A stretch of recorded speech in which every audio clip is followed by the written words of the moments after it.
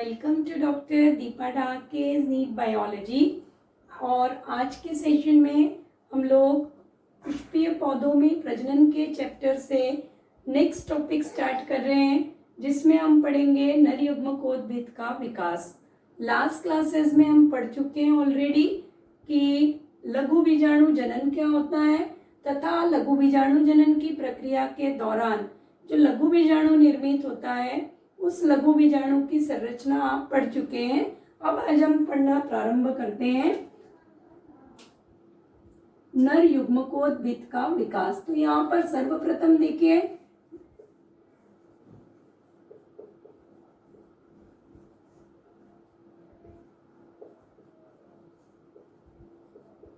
जब हम पढ़ना प्रारंभ करते हैं नर युग्मकोद्भिद का विकास, तो नर युग्मकोद्भिद के विकास की या मेल गेमेटोफाइट भी हम कह रहे हैं।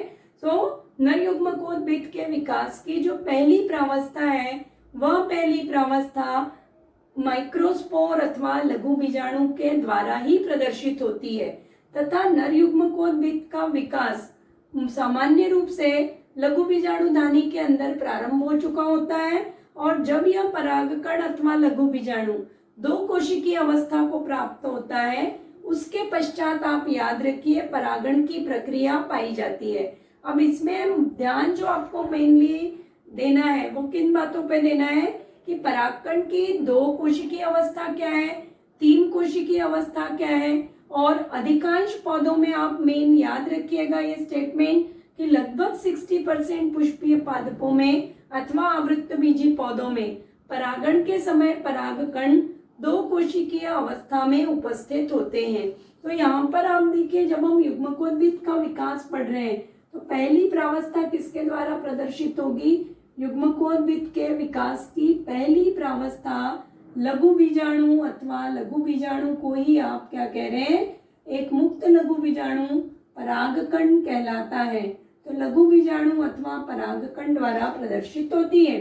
इसमें आप अब ये पढ़ चुके हैं कि लघु बीजाणु की आंतरिक भित्ति अथवा परागकण की आंतरिक भित्ति को इंटाइन कह रहे हैं, बाह्य भित्ति को एक्साइन कहते हैं। एक्साइन पे कुछ सूक्ष्म छिद्र उपस्थित है जिनको हम पोर अथवा छिद्र ही कह रहे हैं, जिसके द्वारा परागकण अंकुरण के दौरान पराग नली का निर्माण करते हैं। तथा स्पोरोपोलिनिन का यहाँ पर डिपोजिशन है और स्पोरोपोलिनिन के जमाव के कारण यहाँ पर आपको अतिवृद्धि अथवा स्पाइनी आउटग्रोथ हम कह रहे हैं, कांटेनुमा संरचनाएं परिलक्षित होती है। ये आपकी होती है स्पाइनी अतिवृद्धि। यहाँ पर एक केंद्रक उपस्थित है और कोशिका द्रव्य, ये आपकी पहली प्रावस्था है। अब देखिए, जब प्रारंभ होता है विकास होना तो प्रारंभिक अवस्था में कोशिका द्रव्य में जो लघु बीजाणु का कोशिका द्रव्य है उस कोशिका द्रव्य में आपको याद रखना है कि उस कोशिका द्रव्य में किसी भी तरह की रिक्तिका उपस्थित नहीं होती है। परंतु जैसे ही आप यहाँ पर माइक्रोस्कोप में आप अपीयर कर रहे हैं और जैसे ही इस परागकण अथवा लघु बीजाणु में याद रखिएगा कोशिका द्रव्य में रिक्तिकाओं का निर्माण होना प्रारंभ होता है। रिक्तिका निर्माण यहाँ पर याद रखिएगा विकास की अवस्था को स्पष्ट करता है, अर्थात रिक्तिका के निर्माण के पश्चात इस लघु बीजाणु में विभाजन की प्रक्रिया या नर युग्मकोद्भिद के विकास की प्रक्रिया प्रारंभ होती है। विकास की प्रक्रिया के दौरान पहले इसमें आप याद रखिएगा केंद्रक विभाजन, सामान्य प्रकार का विभाजन होगा, केंद्रक विभाजन पाया जाता है।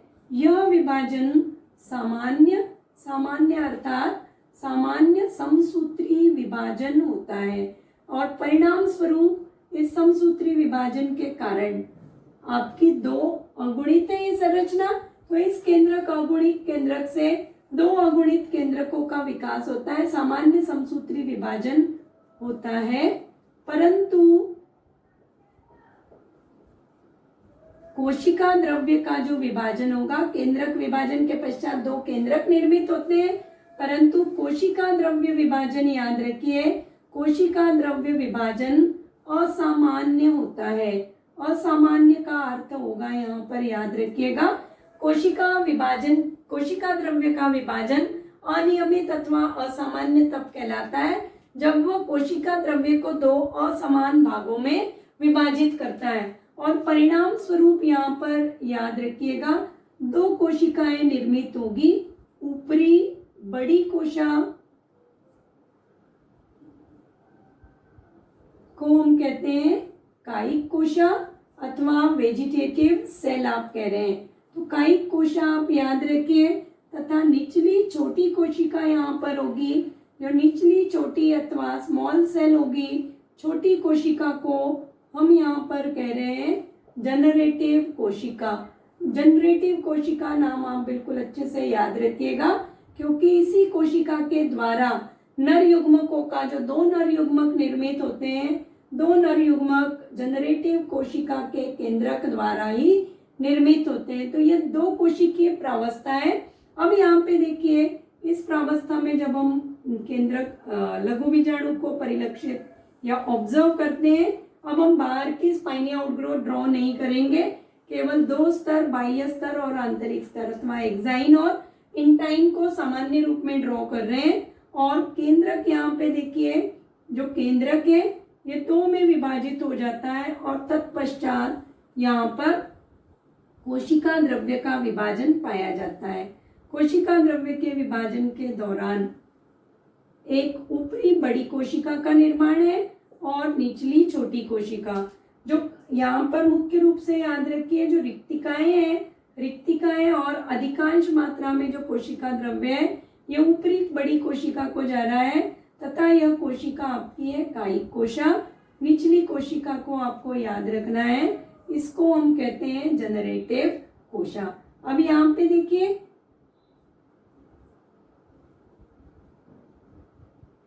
परागकण की यह जो प्रावस्था है, यह प्रावस्था कहलाती है दो कोशिकीय प्रावस्था। तथा इस दो कोशिकीय प्रावस्था के दौरान जो परागकण बनता है वह परिपक्व परागकण कहलाता है। तो परिपक्व परागकण से संबंधित अगर कोई भी क्वेश्चन आ रहा है, बोर्ड के जो स्टूडेंट प्रिपेयर कर रहे हैं, आपको अगर डायग्राम ड्रॉ करने के लिए आ रहा है 2 मार्क्स में आया है, क्योंकि पहले एग्जाम्स में ये क्वेश्चन कि दो कोशिकीय परागकण की प्रावस्था का चित्र प्रदर्शित करिए या परिपक्व परागकण का चित्र नामांकित चित्र बनाइए। सामान्य रूप से स्टूडेंट जो है वो इस डायग्राम को ड्रॉ करके आते हैं, वो रॉन्ग होगा। परिपक्व परागकण अथवा लघु बीजाणु का मीनिंग है दो कोशिकीय प्रावस्था। दो कोशिकीय प्रावस्था को ही आप याद रखिए क्या कह रहे हैं, परिपक्व परागकण।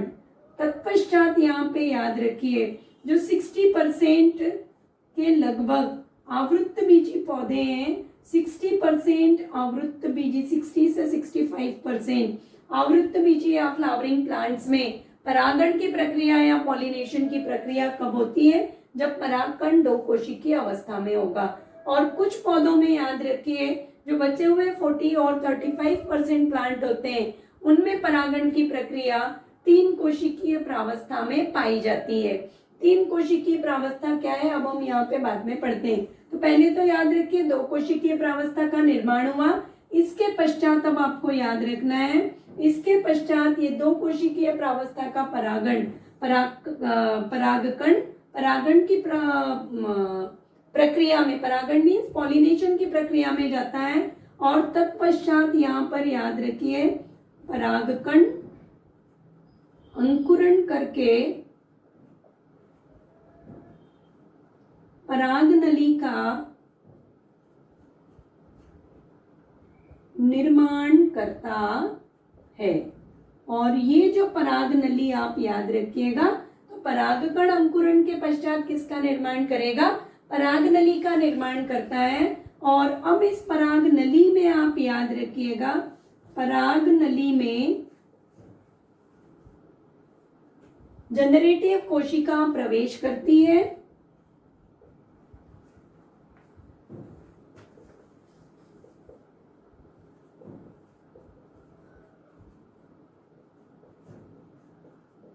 तथा विभाजन द्वारा, अगेन ये विभाजन कैसे होगा, सामान्य समसूत्री विभाजन। तो तथा विभाजन द्वारा आप याद रखिए, विभाजन द्वारा दो नर युग्मकों का निर्माण पाया जाता है। तो अब आप यहाँ पे याद रखिए, ये जो 2 कोशिकीय प्रावस्था थी, इसके पश्चात परागकण पॉलिनेशन अथवा परागण में आएगा। परागण की प्रक्रिया के द्वारा वो वर्तिकाग्र पर स्थानांतरित होता है और वर्तिकाग्र पर स्थानांतरण के पश्चात अंकुरण प्रारंभ करता है। और अंकुरण के द्वारा यहाँ पर याद रखिए कि जब अंकुरण की प्रक्रिया संपन्न होगी तो अंकुरण की प्रक्रिया के दौरान एक नलिकाकार पराग नली का निर्माण पाया जाता होता है और इस पराग नली में कायिक कोशिका का केंद्रक, कोशिका द्रव्य तथा जितना भी रिक्तिकाएं वगैरह थी वो सामान्य रूप से आपको परागकण में परिलक्षित होती है। और जो जनरेटिव कोशिका है, यह जनरेटिव कोशिका प्रवेश कहाँ पे करेगी? जनरेटिव कोशिका का केंद्रक पराग नली में प्रवेश करता है। पराग नली में प्रवेश के पश्चात यह विभाजन करके 2 नर युग्मकों का निर्माण करता है अथवा 2 मेल गैमेट्स का निर्माण करेगा।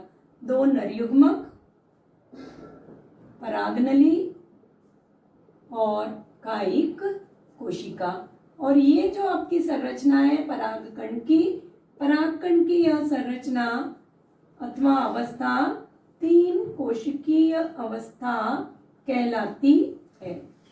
और इसी अवस्था को आप मुख्य रूप से जो नरयुग्मकोद्भिद कह रहे हैं, नरयुग्मकोद्भिद आप याद रखिए। नरयुग्मकोद्भिद आपके कहाँ पर है? अब आप क्लियर है कि नरयुग्मकोद्भिद किस संरचना को कहेंगे? अंकुरण के पश्चात परागण में जब 2 नरयुग्मक उपस्थित होते हैं तो 2 नरयुग्मक और एक कायिक कोशिका के साथ जो संरचना है उसको आप कह रहे हैं नरयुग्मकोद्भिद। तीनों केंद्रक अगुणित होते हैं। 11th में आप पढ़ चुके हैं युग्मकोद्भिद पीढ़ी हमेशा कैसे होगी? अगुणित होती है, अतः यह नरयुग्मकोद्भिद भी अगुणित होता है। नीट के लिए इंपॉर्टेंट क्वेश्चन याद रखिए कि आवृत्तबीजीय पौधों के नरयुग्मकोद्भिद कितने केंद्रकों से संयुक्त, कितने केंद्रक युक्त होते हैं? तो यहाँ मुख्य रूप से आपको देखिए 3 केंद्रक है। तो नरयुग्मकोद्भिद में ऑब्जेक्टिव के लिए याद रखिएगा कितने केंद्रक उपस्थित होंगे? 3 केंद्रक उपस्थित होते हैं। तो ये मुख्य भाग आप याद रखिए। अब इसके पश्चात देखिए, अगर आप पढ़ रहे हैं 3 कोशिकीय, ये एक आपने पढ़ा था 2 कोशिकीय प्रावस्था। कुछ पौधों में हम पढ़ रहे हैं कि कुछ पौधों में परागकण 3 कोशिकीय प्रावस्था में भी परागित होते हैं, या कुछ पौधों में परागकण जो एंथर का स्फुटन होगा, तो एंथर के स्फुटन के दौरान आप याद रखिएगा परागकण 3 कोशिकीय अवस्था में उपस्थित होते हैं। तो 3 कोशिकीय अवस्था में उपस्थित होने का मीनिंग होता है कि कुछ प्रजातियों में परागकण में जो जनरेटिव कोशिका है, यह जनरेटिव कोशिका परागकण के अंदर ही, यहाँ पर आप याद रखिएगा निचली छोटी कोशिका को हम कह रहे हैं जनरेटिव कोशिका या कायिक कोशिका। कायिक कोशिका में ही आपको रिक्तिकाएं दिखेंगी और जो जनरेटिव कोशिका होती है वह जनरेटिव कोशिका याद रखिए इसी परागकण के अंदर विभाजन के पश्चात 2 नर युग्मकों का निर्माण करती है। और ये जो प्रावस्था है, अर्थात जो नर युग्मक है वो कब निर्मित हो गए? परागण के पहले, जब परागकण 2 कोशिकीय अवस्था में परागित होंगे या पॉलिनेट होंगे तो नर युग्मकों का निर्माण पराग नलिका के अंदर होता है। जब परागकण 3 कोशिकीय प्रावस्था में स्थानांतरित हो रहे हैं या 3 कोशिकीय प्रावस्था में उपस्थित होते हैं, जो 40% प्लांट पढ़ रहे हैं, वहां पे नर युग्मकों का निर्माण कहाँ पर हो गया? नर युग्मकों का निर्माण परागकण के अंदर होता है। तत्पश्चात परागण की प्रक्रिया होगी और पराग नलिका में अब नर युग्मक स्थानांतरित होते हैं। यहाँ पे नर युग्मकों का निर्माण पराग नली में हो रहा है और 3 कोशिकीय प्रावस्था में या 3 सेल स्टेज हम कह रहे हैं। सो 3 सेल स्टेज में आप याद रखिए, स्टेज में पराग नली में नर युग्मकों का स्थानांतरण। तो ये बस एक मुख्य अंतर है, अन्यथा नरयुग्म। अब इसी में देखिएगा क्या होगा आपका, इसी परागकण में पराग नली का निर्माण होगा वर्तिकाग्र पे जाने के पश्चात, और ये जो 2 नर युग्मक थे ये दो नर युग्मक पराग नली में प्रवेश करते हैं। संरचना को अगर आप देखते हैं, धीरे धीरे ये कोशिका भित्ति आपकी विलुप्त होती है। और अगर आप परिपक्व नर युग्मकोद्भिद की संरचना देखेंगे तो परिपक्व नर युग्मकोद्भिद 2 कोशिकीय प्रावस्था के परागण में बना हो अथवा 3 कोशिकीय प्रावस्था के परागण में निर्मित हो। दोनों ही अवस्थाओं में परिपक्व नर युग्मकोद्भिद में 3 केंद्रक होते हैं। 2 केंद्रक 2 नर युग्मकों के होंगे और 1 केंद्रक आपका किसका होगा, कायिक कोशिका का केंद्रक पाया जाता है, या बॉडी सेल भी कहते हैं इसको। तो कायिक कोशिका, बॉडी सेल या वेजिटेटिव सेल का पाया जाता है। तो ये पार्ट आप इतना याद रखिएगा, हम किसके लिए स्टडी कर रहे हैं, नर युग्मकोद्भिद के विकास के लिए। एक बार नर युग्मकोद्भिद का विकास होता है तत्पश्चात निषेचन की प्रक्रिया संपन्न होती है। पर सर्वप्रथम हम निषेचन को नहीं पढ़ेंगे क्योंकि अभी अपने को पढ़ना है फीमेल रिप्रोडक्टिव पार्ट, यहाँ पे स्टडी करना है। जो आपको जायांग पढ़ना है, जायांग के बारे में पढ़ना है। उसके पश्चात आप पिस्टल की संरचना पढ़ेंगे और फिर उसमें हम पढ़ते हैं कि किस प्रकार से बीजांड में फीमेल गैमेटोफाइट या मादा युग्मकोद्भिद का विकास होता है। तो यहाँ पर आप देखिए कि जिस तरह से आपने नर युग्मकोद्भिद के विकास तक पढ़ा है, सेम प्रक्रिया और टॉपिक सब हमको किस तरफ आना है, फीमेल रिप्रोडक्टिव पार्ट की तरफ आना है। तो आज हम इतना ही पढ़ेंगे इस चैप्टर में।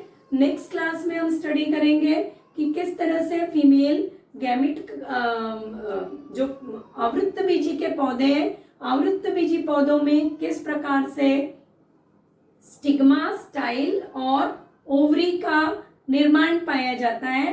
तीनों संरचनाएं मिलके कार्पल का निर्माण करती है। और जो अंडाशय है, अंडाशय में आपको मुख्य रूप से जो पढ़ना है वो पढ़ना है बीजांड की संरचना। तो नेक्स्ट क्लास में सेशन में जो मुख्य रूप से स्टडी करेंगे वो पढ़ेंगे बीजांड की संरचना क्या है, क्योंकि एक इम्पॉर्टेंट पार्ट है बीजांड की संरचना। और फिर उसके पश्चात बीजांड की संरचना पढ़ने के बाद आप पढ़ते हैं गुरु बीजाणु जनन एवं गुरु बीजाणु के द्वारा यहाँ पर लघु बीजाणु नर युग्मकोद्भिद के विकास के लिए उत्तरदायी है। फीमेल रिप्रोडक्टिव स्ट्रक्चर्स में हम पढ़ते हैं कि जो गुरु बीजाणु होते हैं, गुरु बीजाणु के द्वारा फीमेल गैमेटोफाइट अथवा भ्रूण कोश का निर्माण पाया जाता है। तब तक नेक्स्ट सेशन तक सभी स्टूडेंट से कहूंगी कि मोटिवेट रहिए, हार्डवर्क करिए, चैनल के साथ कनेक्ट रहिए। और जो न्यू स्टूडेंट्स हैं they kindly subscribe my channel, like my videos, stay motivate and stay blessed.